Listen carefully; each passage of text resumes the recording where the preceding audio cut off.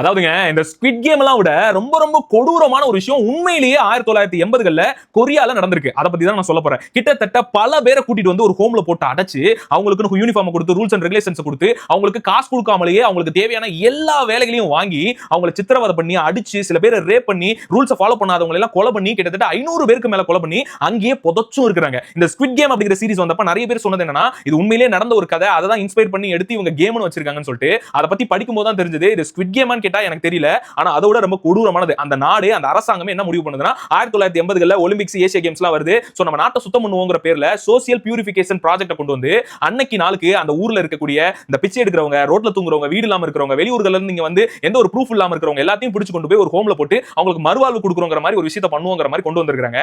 ஆனா அதுல ஒரு சின்ன சிக்கல் என்னன்னா அந்த டைம்ல இந்த பியூரிஃபிகேஷன் ப்ராசஸ்ல கலந்துக்கூடிய எல்லா அதிகாரிகளுக்கும் நிறைய ரிவார்டு தர்றேங்கிற பேர்ல இவங்க எல்லாரையும் ஏத்தி விடணுங்கிறதுக்காக ஸ்கூல் முடிச்சுட்டு வீட்டுக்கு போற குட்டி குட்டி குழந்தைங்க, வேலையை முடிச்சுட்டு வீட்டுக்கு போற ஆட்கள், பெண்கள் யாரையும் பார்க்காம எல்லாரையும் ஒரு பொய் கேஸ் சொல்லி வண்டியில ஏத்தி அங்க அனுப்பிச்சிட்டாங்க. அங்க போனதுக்கு அப்புறம் அடிச்சு கொன்னு கொடுமைப்படுத்தி சித்திரவதைப்படுத்தி கிட்டத்தட்ட ரொம்ப வருஷம் கழிச்சு தான் இந்த நியூஸ் வெளியே வந்து அதுக்கப்புறம் தான் அவங்க எல்லாத்தையுமே ரெஸ்கியூ பண்ணாங்க. இது உண்மையிலேயே நடந்தது. பிரதர்ஸ் ஹோம்னு கூகுள்ல சர்ச் பண்ணீங்கன்னா உங்களுக்கு இன்னும் நிறைய டீடைல் தெரியும்.